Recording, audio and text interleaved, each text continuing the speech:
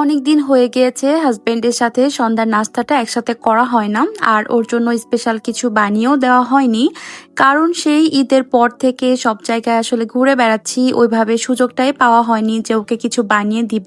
বৃহস্পতিবার বিকালের দিকেই ও বাসায় চলে এসেছিল, তাই ভাবলাম আজকে যেহেতু সন্ধ্যায় বাসায় আছে তাই ওর জন্য কিছু একটা বানিয়ে ফেলি। তো তেমন কিছুই আসলে বানাইনি। আমার ফ্রিজে এই চিকেন রোলগুলো ফ্রোজেন করা ছিল, সাথে কিছু বিফ কাবাব করা ছিল। তো সেগুলা থেকেই আমি কিছু কিছু করে ওর জন্য একটু ফ্রাই করে নিলাম। আর সেই সাথে আমি আগের দিন রাতে 1 লিটার দুধ জাল করে এভাবে ফ্রোজেন করে রেখেছিলাম কোল্ড কফি করব বলে, তাই ভাবলাম ঝটপট করে কোল্ড কফিটা বানিয়ে ফেলি। যদিও কোল্ড কফিটা আমার হাজবেন্ড খুব একটা বেশি পছন্দ করে না, বাট এই দিনের কোল্ড কফিটা ও অনেক বেশি পছন্দ করেছে। এটা সত্যি অনেক ভালো হয়েছিল।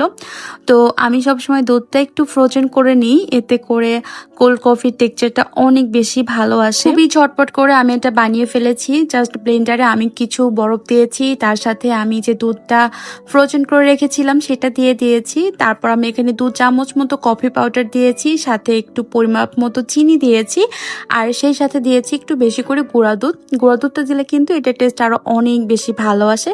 তো সব কিছু দিয়ে আমি জাস্ট ব্লেন্ড করে নিয়েছি।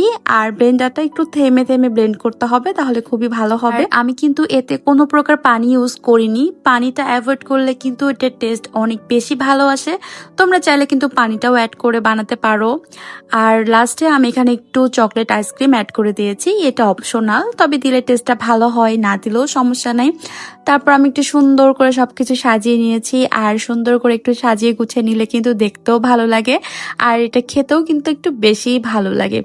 তো আজকে যে গ্লাসে সার্ভ করেছিলাম এটা কিন্তু আমি কোক কিনে এটার সাথে ফ্রি পেয়েছিলাম।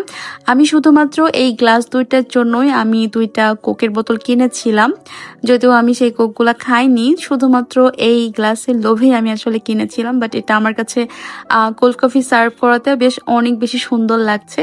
তো এই তো দুজন মিলে সুন্দর করে একটু কিছু সময় কোয়ালিটি টাইম স্পেন্ড করলাম। আমরা একটা মুভি দেখছিলাম, সে সাথে খাবারগুলো একটু এনজয় করলাম। যে কোনো কিছু কিন্তু একটু সাজিয়ে গুছিয়ে খেতে আমার কাছে অনেক বেশি ভালো লাগে। এতে করে কিন্তু যে সময়টা আমরা কাটাই সেটাও কিন্তু অনেক সুন্দর মেমোরেবল হয়ে থাকে, আর খাবারটা খেতেও আমার কাছে একটু বেশি ভালো লাগে। আর কোল্ড কফির কথা আর কি বলবো, এটার টেস্ট এত এত ভালো হয়েছিল, নিজেরটা বলে কিন্তু বলছি না, তোমরা কিন্তু অবশ্যই একবার হলেও ট্রাই করে দেখতে পারো, খুবই মজা হয় এটা। এর পরের দিন ছিল ফ্রাইডে, তো সারাদিন আর কোনো ফুটেজ নেওয়া হয়নি। সন্ধ্যার দিকে একটু বাইরে গিয়েছিলাম একটু ওভেন দেখতে। তারপর আমার হাজবেন্ডের সাথে একটু বাইকে করে ঘোরাঘুরি করেছি। এখন যে সুন্দর ওয়েদার চলছে, এরকম বৃষ্টির সিজন তো আমার কাছে অনেক বেশি ভালো লাগে, আর এরকম ওয়েদারে বাইকে করে ঘুরতে আরো ভালো লাগে। তো বহুদিন হয়ে গিয়েছে আমার হাজবেন্ডের বাইকটা বের করাই হতো না, আসলে তেল পাওয়া যাচ্ছিল না দেখে। তো সেদিন ফাইনালি আমরা একটু ঘুরেছি বাইকে করে। তারপর আমরা চা খেতে গিয়েছিলাম সেদিন বেনারসি পল্লীতে। একদম নিবিড়ের অপোজিটে ছিল চায়ের দোকানটা। চায়ের টেস্টটা খুবই ভালো ছিল, আমার কাছে অনেক বেশি ভালো লেগেছে। তারপর আমরা এখান থেকে 10 টাকা করে চিকেন সিঙ্গারাটা ট্রাই করেছিলাম, এটা খুবই মজা ছিল, আমার কাছে তো অনেক ভালো লেগেছে। দাম অনুযায়ী কিন্তু সিঙ্গারার কোয়ালিটি খুবই ভালো ছিল, ভেতরে কিন্তু একটা বড় পিসের একটা চিকেন দেওয়া ছিল। আর এটার যে সসটা, এই সসটা দিয়ে সিঙ্গারাটা খেতে অনেক বেশি ভালো লেগেছে।